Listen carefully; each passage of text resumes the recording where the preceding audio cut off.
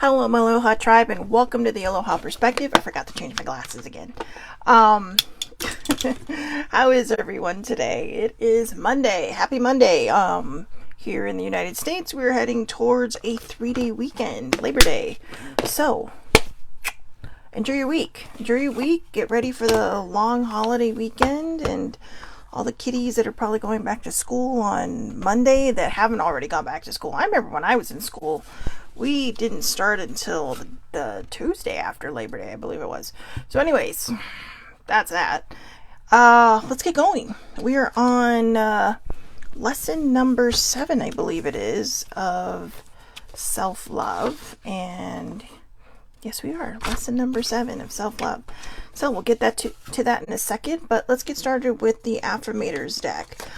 Just a reminder for everybody, the Affirmators deck, it makes a positive statement out loud, and it is a daily affirmation without the self-helpy self-seriousness. So they're self-help cards, but they're a little bit snarky. That's why I love them so much, because they're awesome. But anyways, let's get rolling. Independence. Independence. You got the sun and the moon. Got the sun and the moon. Let's see what they got to say. I embrace total independence, and I see how empowering that is. Even when I'm in a relationship, I can still be independent by meeting my own needs and creating my own happiness. When I do that, I'm the fullest version of myself, and I have much more me to give without needing pieces of me in return. I love this. I love this. I love this. Good morning, baby sibling. So again, I'm going to read this one more time because this is a really good card for today. I mean, it's the beginning of the week, right? We're at self-love number 7. And what I love about this card is this really kind of embodies one of the things that is so important about self-love. And self-love is, for you to learn how to love yourself so deeply that, you're not looking for other people to fill these voids, to fill these holes. Instead, they're kind of like just beautiful additions to your life, right? So independence. I embrace total independence, and I see how empowering that is. Even when I'm in a relationship, I can still be independent by meeting my own needs, and creating my own happiness.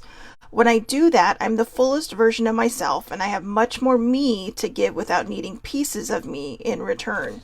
So a lot of times when we lack self-love, and we may not even realize it, people might lack self-love and they start looking for love in all the wrong places. That's a song, right?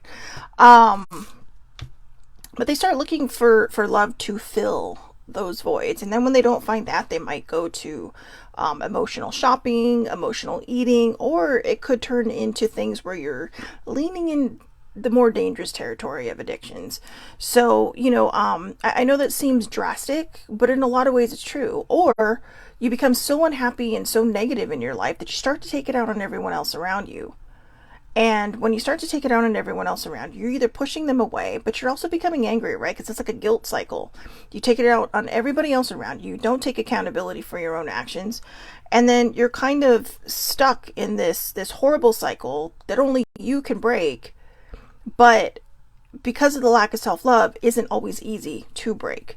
So I love the independence card to start the morning with. I think it's a great start to the week because, again, like I said, it really kind of mentions it right in there. I create my own love. I create my own happiness. And then everything else that you receive, all these beautiful relationships and friendships and maybe business partnerships and all, that will add to your joy. That will add to probably your successes because you'll be vibrating so much higher.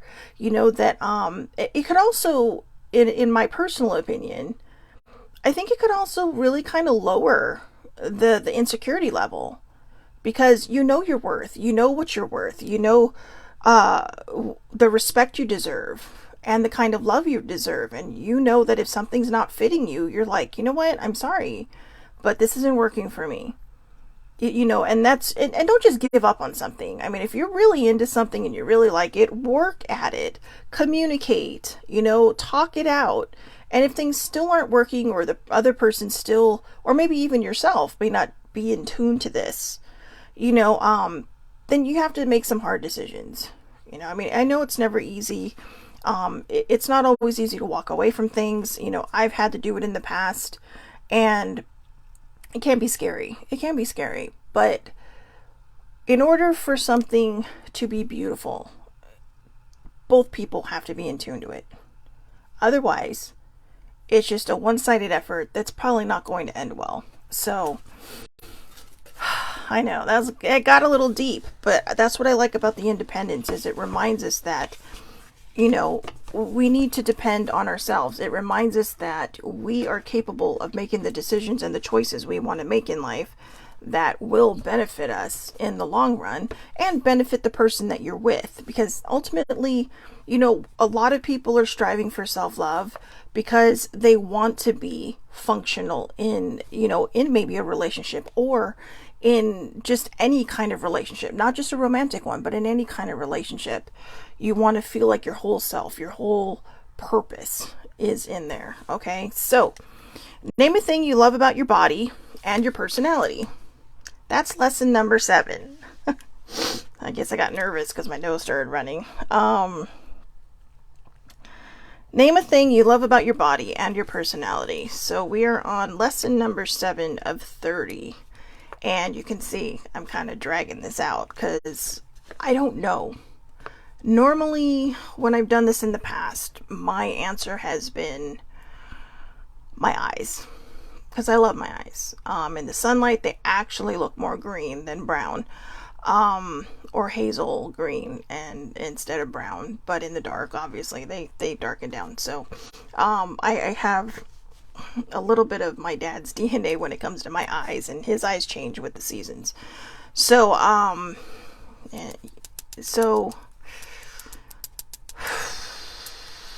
not gonna lie, I saw this one last night, and I think the reason I saw it last night was to kind of give myself the opportunity to think more on it. I'm getting fidgety, so I know I'm nervous because I'll be honest with you. I know this is what I mean about doing self-love together. There's not a lot of things that I can find that I love about myself. But I think part of that problem is because I'm worried about what other people would find to love about me. But as far as my personality goes, I have changed by leaps and bounds. But I've always kind of tended to have a decent sense of humor. I have a gift sometimes that just random things I say can make people laugh, or just the time, and it's not on purpose. I don't try to make people laugh on purpose. I mean, you do try to kind of lift the mood when the mood is bad, or you have to learn how to read the room, and sometimes you might say things that seem so off color that people are just kind of, what? Did she just say that? Case in point, I'm only coming up with this because I couldn't even believe it flew out of my mouth. But a few years ago, just actually probably a week or so, for a couple weeks from now, I was in Tucson for a funeral. And baby sibling was having a rough day, but obviously she was having a rough day. Her husband had just passed. But I think a lot of it too was just, there's so much going on. There's so many answers that haven't been answered. There's so many things that are up in the air at that time. She had 2 young boys to deal with, or to take care of, and she was kind of, just kind of floating before finding her footing in how quickly her life changed. And so then she apologized and said, "I'm so sorry." She's so funny. She says, definitely qualifies for a rough day. It does. But then she apologized for the mood she was in. And I was just like, what? And so everyone's sitting there and, it's okay. It's understandable. And I just looked at her and I said, I don't know what your issue is. I mean, you act like someone died or something. And she just started laughing. And everyone else is looking at me like, you're supposed to be her cousin. You're a super asshole. It's like, did that really come out of your mouth, Shelly? Because we all love you. They all love me. I know her friends love me. I love it. But that was not a brag. That was a humble brag, I guess. Okay, that was a humble brag. But she just started laughing, and then she hugged me and she's like, thank you for that reminder.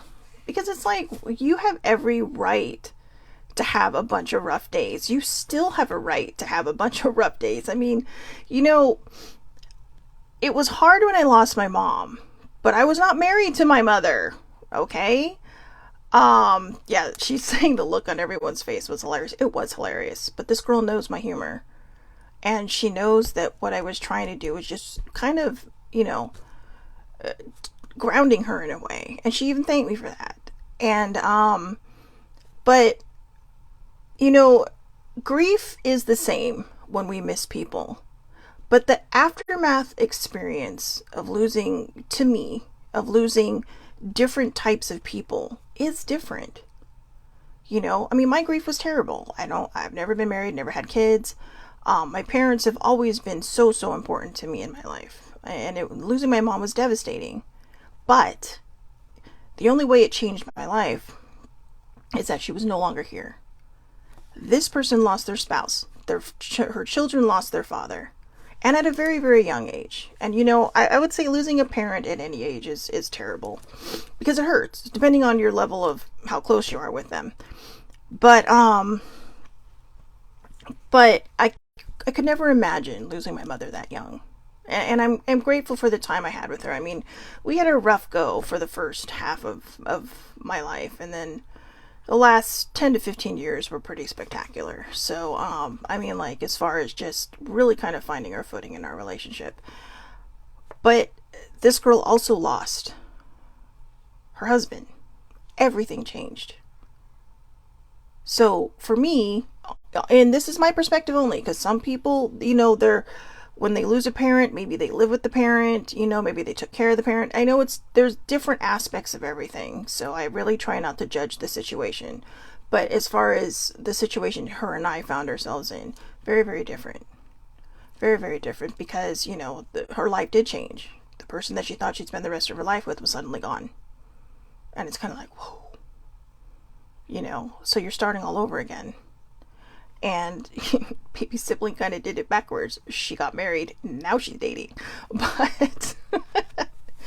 But anyways, so even though my humor may seem a little off kilter for some people, I circling back, I have to say that I think one of the things I love about my personality is my sense of humor. I know that I had to learn some lessons in overstepping when it came to helping people, because I had to learn that I can't fix people, but I can be there for them. I can be there just to lean on, to, bounce things off of, or to just kind of, vent to. And once I learned that I cannot fix people, and it's like, it's not that we don't know this, we do, but when you care about people, we hate to see them in pain. And so we may accidentally overstep. And I did a lot of overstepping. I would have to say that 2020 and early 2021 was probably the year of Shelley super overstepping in every direction. And it wasn't until late 2021 up until now that I've really kind of gained the knowledge and gained the practice and gained the ability to just not always say what I'm thinking, because what I'm thinking may not be from from the place I intended to be from. It may be coming from a place of just, it's so hard to see you in pain, so what about this? Or try this, or maybe you should do that, or what if this, it's not my place. You have to read the room, and I was not good at reading that room. And I think it was because I was in so much of my own pain, because everything was really kind of coming to a head at that point. And I was dealing with my own stuff, and I was struggling so hard to fix it and to heal it, because I really kind of felt alone in that period. I felt like I just, anything I said, nobody understood. Like, anything I tried to say, somebody had it worse than I did. And it got really lonely, and it got really hard. And it was very difficult, because, if they weren't trying to, oh, and the other thing was, or people would try to fix it for me. So I had people that were doing what I was doing while I was trying to heal. And so I just kind of shut down and kept to myself, because I just didn't want to talk to anybody anymore, because either people didn't understand or they were trying to fix me. And, or, it was a very awkward time. And I think because of that and my inability to really kind of open up, I tried to fix everybody else. And I've talked about this in the past, so I'm not going to go into any more detail about it. Those of you who are watching understand exactly where I'm going with that. But I'm going to be honest. I think I'm rambling, and I think I'm rambling because I still haven't answered the other question. Name a thing you love about your body. I like my sense of humor. That's my personality. Older sibling says I have charisma, and I used to fight her on that. I used to argue with it, but I am a light that people just are attracted to. And that's not a brag. That's just something that has been told to me over the course of many, many years that I've just kind of refused to see. I want to be a torchbearer. I want to be a person that lights the way for those who are still, trapped in the darkness. That's one of the things I'm very good at. And it's been hard, but I think one of the reasons I am good at that is because I've been trapped in the darkness. And I've weeded out what doesn't work, like trying to fix other people, and I've incorporated the things that do. Just what would I want from somebody in this particular situation? Do I want someone to vent to? Do I want someone to just lean on? Do I want someone to just sit with, even if it's quiet? Do I need a hug? Do I need to go out and get my mind off of things for a while so I can circle back and maybe come back in a more fresh state of mind to deal with whatever it is I'm dealing with? And I just realized I did it again. I circled right back to personality. Now, remember when we ask these questions, ask yourself why. All right, so name a thing you love about your body and your personality. Why? So I've given you my whys and my thing on the personality. But last night when I was thinking about it, I thought, oh, I love my eyes. And then I thought, why? And then I realized why. Because I don't love anything else on myself. Even when I was skinny, I failed to see the person in the mirror.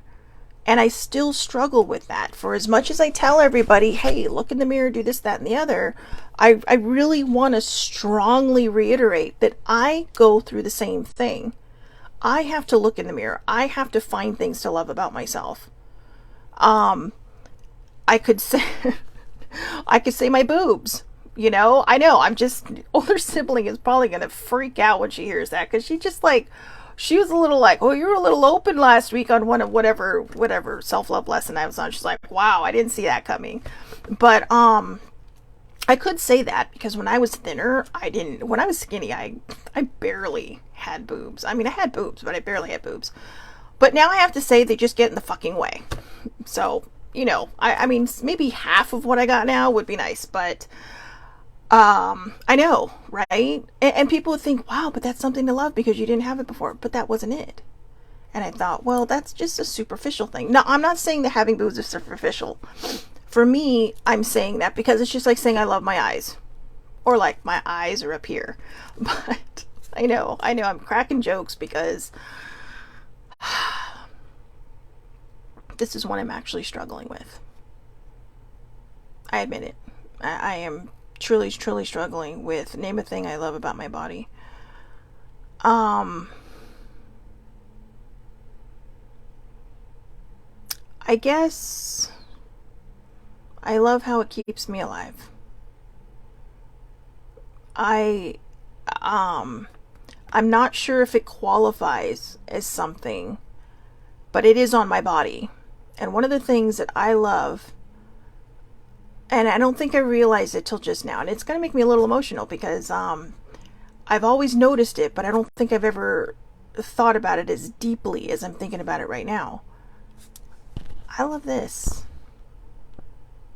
I love my scar. I've never had a problem with the scar on my chest. I did when I was a kid because when I was still tiny, I mean little, until I started getting taller and growing up, I had a bone that was still kind of sticking. It wasn't sticking out of my chest, but it pushed my chest out, right? So there's like this little lump. It was like having a boob right in the middle of my chest before I got boobs.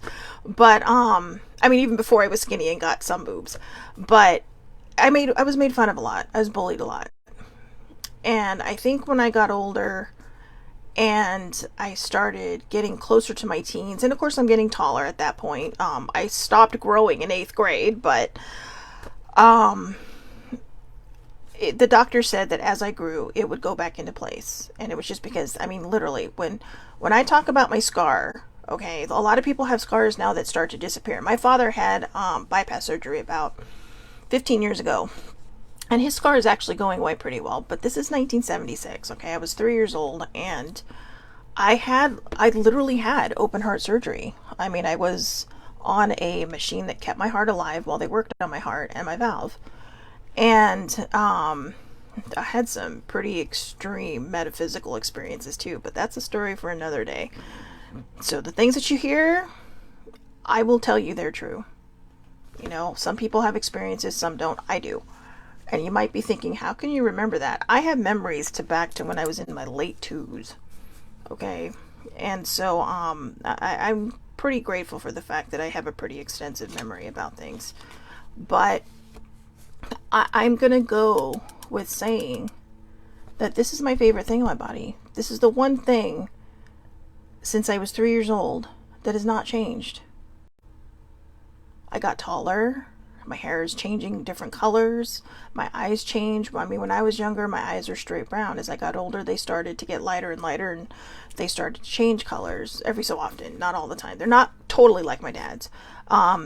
Weight, it goes up and down. You know, weight changes. The size of my boobs will probably change when as I'm losing weight. I notice I'm losing boobs. So one good thing about that. But the one thing that has remained constant is my reminder of this gift that I was given.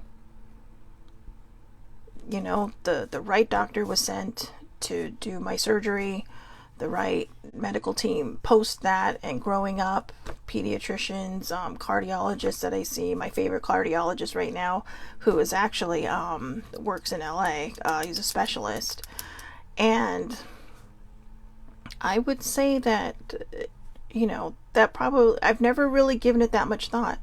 But that's why I say that when you ask yourself these questions, please, please, please add why. Because what we come up with may be superficial. And like I said, I don't mean superficial in the way like, oh, you know, like a narcissistic version of superficial. What I mean is that it may be something that you're just coming off with off the top of your head because you're either not giving it thought or you're afraid to think about it. And I say afraid to think about it because I was afraid to think about what I loved about my body. Because I'm still stuck in what society considers normal. Even though you have all these beautiful plus size women out there who are trying to, you know, express body positivity, who are trying to show women to just love yourselves in the body that you're in, to try to get, you know, people to see us without judging us first. And by the way, that goes in two directions, okay? Because I have seen plus size people shame skinny people. We're supposed to be on the same team, you know, team human, not team plus size or team skinny or team fit or unfit. I mean, I know people who weigh more than I do, who are actually pretty fit. They're just predisposed to this. And people say, oh no, that's not.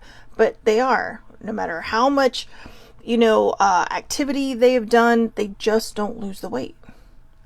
But they're more agile than I am. They're, you know, they do more than I do. And I know my shortcomings. I know how I got here. I got here because of emotional eating. I got here because of depression. But those are no longer my excuses. They're just my hows. And I'm working on getting better. And part of the reason I think I need to get better is so I can make sure that this is something I can appreciate and love for a very long time. And I've talked about this before, you know, but the whole thing about doing the self-love lessons and doing the 30 days is also so I can share my story. Because it's hard. Self-love is hard. And I think when we go through it by ourselves, it probably seems easier. We think, okay, I'm not being held accountable, but I'm being held accountable by everyone who watches this. That's why I added the why. I didn't add the why just so I could tell you, ask yourself why, because you need to be honest with yourself. Initially, I added the why because I needed to hold myself accountable. I needed to go deeper than just, oh, I love my eyes. I love my charisma. No, I mean, this is probably the first time that I've ever admitted that I think I have a pretty decent sense of humor. I'm certainly not going to go do stand-up anytime soon, but I like the fact that I can bring smiles to people's faces. I'm not afraid to just be random and just spit something out that I think is funny, or to make a comment about something that might get some giggles. And it's not because I want the giggles, it's because sometimes you just need to pick up the vibe in the room. And sometimes I need to pick up my own vibe. And I think that's the best part of self-love, is that as we discover this together, I feel like I'm going deeper and deeper into my healing now. One of the reasons, I was made fun of even when I was skinny. Now I get talked about with whisper, whisper, whisper, because I'm a plus size girl. Somewhere in the middle is where I'm going to end up landing. But the health journey is because of this. I should probably name it, right? I should probably name it. I don't even know what to name it. Like Bride of Frankenstein or something. But, speaking of Bride of Frankenstein, I have to say, one of my besties since 9th grade actually noticed when I did the Bride of Frankenstein a few years ago for Halloween, and I actually incorporated my scar in here, and I drew little stitches on it, and it was not a detail that went unnoticed. It actually went noticed, and that was one of the favorite parts of the costume that everybody had, because they're like, whoa, I wouldn't have even thought of that, because I'm so comfortable and so open with my scar that if people ask me, I don't mind answering. Or but I don't hide it, obviously, either. I don't wear button-up shirts a lot, or things that cover it. I'm comfortable. I wear what I want to wear. And maybe that's the point. Maybe this is more than just my lifeline to being alive. Maybe it needs to be the lifeline to how I think. If I don't care about this, if I don't worry about the fact that people can see it, why do I keep trying to hide everything else? Because it's part of who I am. And like I said, weight can go up or it can go down. But this is something that's going to stay with me forever. This is something that's going to be with me forever. It is the one thing on my body that is never going to change. As my hair starts to change colors, even more now. Jeez. And, no matter what my eyes do, or no matter how my weight fluctuates up or down or whatever, preferably down at this point, I may even get shorter in life. God, I hope not, because I'm already short. But the point is, this is what is never going to change. This beautiful, beautiful scar that's on my chest that gave me a second chance. That has afforded me the many years I've had on this planet. And it's one of the reasons why I've never been ashamed of my age. And I have to say, as I closed in towards 50, well, I'm not there yet, but I'm close. As I close in towards 50, I think I used to just be afraid of my age because, you start to think about what society thinks about age. When you get to a certain age, you're going to be a spinster, or you're going to grow old, and you're going to die alone. You're not going to be able to do this. You're not going to be able to do that. But that's bullshit. There are millions of people out there right now proving that wrong. I met someone not that long ago, and I was certain this person was younger than me. They're actually older than me. And I was like, wait, what? No, what? So we need to start removing that stigma on age as well. I was told that I was mentioning it a lot more, and somebody was concerned that I was becoming a little worried about it. I'm not.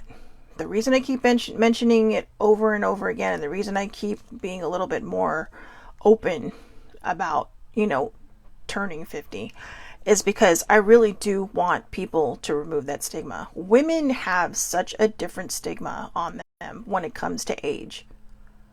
You know, we're put on in an entirely different category when it comes to age. And I don't understand why.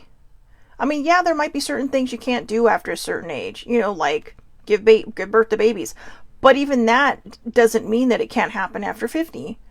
I was talking to an older sibling how this one lady in the Philippines, 64 years old, I think like 10 years ago, gave birth to a kid. She didn't even know she was pregnant, so she was like 4 or 5 months pregnant. Because it was like, how the hell did this happen? But it did. And the baby was straight up healthy, top to bottom. And I'm not saying that that's my path. I don't think I want a kid at 64. Sorry. At 64, I'm just living life. But my point is we put so much value of ourselves into age. You know, we put like, oh, well, no one want me because I can't have kids. Only there are people in their 20s and 30s that can't have kids, who never will be able to have children. But that doesn't stop them from living. But this is what society tells us, that we're kind of useless after a certain age. And the sad thing is that hasn't really disappeared. I mean, it's 100 years later and we still have that 1920s mentality. Or that early, 20th century, maybe not the 20s, because everybody started getting a little yay in that era, but maybe before that. Where women were just kind of deemed unimportant at a certain age. And that's not true. And there have been women for centuries and decades and whatever, years and years, that have been fighting to show that it doesn't matter how old I am, I'm going to whoop life's ass. Because that's what's important. Okay, so I don't know how I ended up over there, but yeah, I did. So, all I know is that even when I ramble off into a whole different direction from what the question might be, I don't apologize for it anymore, because baby sibling told me not to. She says, hey, whatever you're meant, but this is why, okay? And this is actually what I was going to say again, so I'm just going to put the two comments together into one. Whatever comes out of my mouth is meant to be heard by somebody. It's meant to be said. Even if it feels like you're going in 1,000 different directions, it is meant to be said. It is meant for someone to hear it. Because somewhere out there, somebody may be struggling, and it may not even be with turning 50. It could be with turning 21, or an older sibling was worried about turning 21. I mean, she struggled with that. I had a friend who turned 30 and she made herself physically ill because she was so worried about turning 30. And other people turn 30, men turn 30, and they're like, yeah, okay, now it's time to get serious about life. And I'm not saying anything bad about men. It's society that does this. It's the society that makes us ask the question, name a thing you love about your body and your personality. In a society where we just see each other's souls, where we look each other in the eyes when we first meet, or a man looks up here first, didn't have the problem when I was younger, but kind of have that problem now, that it's like my eyes are up here. Okay. And I never thought in my life I would have that problem, but, I don't know. It was okay for about the first 2 years. And it's kind of like, really? My eyes are up here, dude. Seriously? But the point is that I'm trying to make is that we need to end these stigmas. And like I said, I'm not trying to be mean to men, because I know that women objectify men just as much as men objectify women. And I want to make that point clear, because it is the truth.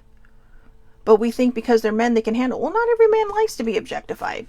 Okay? Some may think, yeah, but you know what? Maybe they suffer with insecurity, and that's why they need that self-love or they need that self-love fill-up from somebody else, which isn't self-love at all. All it is borrowing somebody else's, the way somebody looks at you, and filling your cup up with it. But is that what you want to fill your cup up with? The fact that, you may be the sweetest person in the world, but someone's just staring at you and objectifying you because of how you look.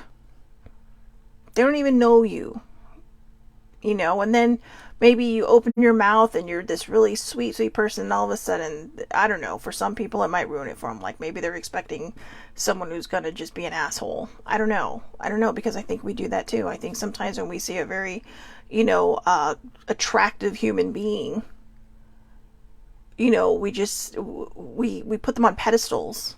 Nobody should be put on a pedestal. I mean, you can put somebody you love up there, but if you don't know them, don't. And in the long run, I think when we put people on pedestals, it should be a mutual thing. I mean, you both should be putting each other on pedestals, because that's what makes relationships work. It's the communication. It's the mutual respect. It's the mutual worth that you see in one another.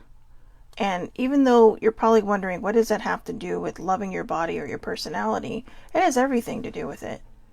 Because when you love yourself from top to bottom, no matter what you look like, no matter what you think the world thinks you look like, you're putting out a beautiful vibe. You're putting out a vibe that says, you know what? I know who I am. I'm comfortable with who I am. And I love who I am.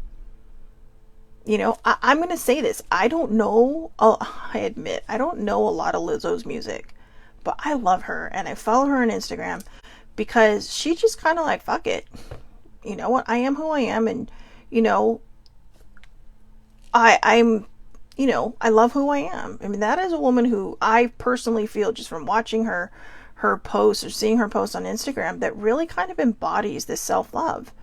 And I don't know if she's ever struggled with it. She may have. I mean, people are always banging on her in the press, right? Just being mean and saying awful things, and, but it's like, step off. I like what she said. I saw it on the entertainment news this morning, where, I don't know who said what about her in the press, but she was saying that her friend, the people she knew were like, why don't you clap back? And she's all, I'm not going to clap back because I'm winning. And she is winning. And it may not even be winning in the sense that we think, oh, I'm better than you. No, she's winning in her own life. She's happy. She's supportive of herself. She's supportive of other women who look like her. All of us plus size women. She's supportive of body positivity. She's got a great career. She's very talented. And, but it's one of the things that I just find so endearing about her. And it's something I want to strive for, to be that comfortable in my own skin that I see me. I see who I am. I see the person in the mirror. And so I think I'm going to start with my scar, because that is the one thing on my body I love. It's the one thing that's never going to change. It's never going to fade. It's never going to go away. In fact, when I get tanned, it gets darker. So no matter what happens, this girl is always going to try to be seen, so she just, I say she because it's part of me and I'm a she, but that's the point. In fact, sometimes I notice when I get nervous, I just kind of run my hand up and down, and you can see I must be nervous now because I just started doing it. But maybe it's to remind me of the gift of life that I've been given. And if you're struggling to find something that you love about your body, find the thing you hate about your body and love it. Learn to love it. Teach yourself to love it. Because this is what we're given. This beautiful functioning body that we are put on this planet in. The meat case, right? The meat case. And it's a gift. I'm grateful for everything my body has done to keep me alive so far. Because for all intents and purposes, I could have never lived past 3. Like I said, that surgery was a 50-50 shot. And here I am, almost 50, 47 years later, still going strong, still going hard, just trying to knock it out of the park, right? I feel like I'm still at batting practice. So I feel like I'm still at batting practice or any kind of practice, warm-ups. I feel like I'm at warm-ups. So, like I said, if you're struggling to find something that you love about your body, pick the thing that you like the least and show it some love. Because I guarantee you, it needs it, and you need it. That's where self-love comes from. It's from loving yourself top to bottom, inside and out. Everything. I'll even try to show some respect to my boobs, even though they get in the way. But I had to add humor, even if it's stupid humor. So, and your personality. Go with what people tell you. I'm sure people compliment you on the things that are so amazing about yourself. Believe it. Say thank you and mean it. Don't just say, oh, well, thanks. I don't see it. But no, you don't need to add the rest of that. Just say thank you. Because I think when we say thank you and we come up with 9 million excuses why we're weird about it, I think that's just reinforcing the bad behavior. I think it's reinforcing the negative of ourselves. But I have noticed that when I stopped doing that, like when older siblings would say, well, yeah, you have charisma. It's like, yeah, thank you, but I don't know. I was just reinforcing that bad behavior. But when I started to just say thank you, well, thank you, I appreciate that, my attitude started changing. Things started to get different. I started to see it because I wasn't making excuses as to why it wasn't possible anymore. I was just saying, okay, thank you for noticing. Thank you for helping me see that. Okay, so I don't know why my nose is running. I hope everybody has a wonderful, wonderful day. I'll be back here tomorrow. Tomorrow will be a good one. That'll be interesting. But tomorrow, lesson number 8 of 30 of self-love. This was a weird one today. And but like I said, I feel like everything that was said needed to be said. And thank you, baby sibling, for for a little bit of the humor at the beginning when we were talking about my terrible sense of humor. I know I say terrible, but it's just because it can be so wrong sometimes. Just like, ugh. But I do it anyway because I don't care. But I should probably care more. But no, I learned to read the room, so I'm not going to put myself down. Okay, people think I'm funny, and that's good enough. So again, name a thing you love about your body and your personality. Then ask yourself why, to make sure it is the answer that you are looking for. Never in my life when I've done this have I, and this, like I said, this is the 3rd time, have I ever mentioned my scar. But my scar is probably the one thing that I love about my body, because it's a reminder that I am still on this earth, that I am still here, living my life purpose by doing my best to light the darkness, light the way for people locked in the darkness, for people who need a little bit of guidance, being like a tour guide to guide people out and into their own healing. All right. So I hope everybody has a wonderful, wonderful day. Have a happy Monday. Like I said, in America, I don't know if it's anywhere else, but in America, this weekend is Labor Day weekend. So it's a 3-day weekend for a lot of people. So enjoy your week. Gear up for the weekend. And I hope everybody has a great, great day. I'll see you back here tomorrow, 8:30 a.m. Pacific Daylight Time for lesson number 8 in self-love. You can find it on Facebook Live. It is public under Shelley Marie Lucas. Anybody can watch. Or you can watch the repeat. You can watch the replay on YouTube under the Aloha Perspective with Shelley Marie Lucas. Thank you so much for watching, and I hope everybody has a wonderful, wonderful day.